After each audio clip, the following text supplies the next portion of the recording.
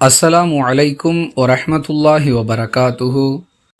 ரசூலுல்லாஹி ஸல்லல்லாஹு அலைஹி வஸல்லம் அவர்கள் கழிப்பிடத்திற்கு செல்லும் பொழுது, இறைவா, அருவருக்கத்தக்க செயல்களையும் இழிவான பழக்க வழக்கங்களையும் தூண்டிவிடக்கூடிய ஷைத்தானை விட்டும் உன்னிடம் பாதுகாப்பு தேடுகிறேன் என்று கூறுகின்ற வழக்கமுடையவர்களாக இருந்தார்கள் என அனஸ் ரலியல்லாஹு அன்ஹு அவர்கள் அறிவிக்கிறார்கள்.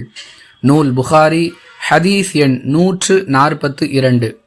அன்பிற்குரிய அல்லாஹுவின் நல்லடியார்களே, பொதுவாக மனிதன் தனிமையில் இருக்கும் பொழுது அவன் அதிகமாக ஷைத்தானுடைய ஊசலாட்டங்களுக்கு ஆளாகிறான். அதாவது தனிமையில் இருக்கக்கூடிய மனிதனுடைய உள்ளத்தில் ஷைத்தான் பல தவறான எண்ணங்களை போடுகிறான்.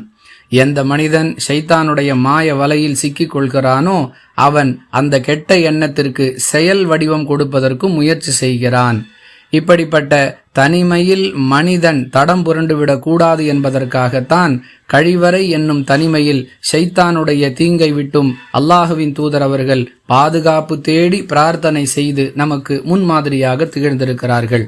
அன்பானவர்களே, எந்த தேவைக்காக நாம் கழிவறைக்கு செல்கிறோமோ அந்த தேவை நிறைவேறியவுடன் துரிதமாக வெளியேறிவிட வேண்டும்.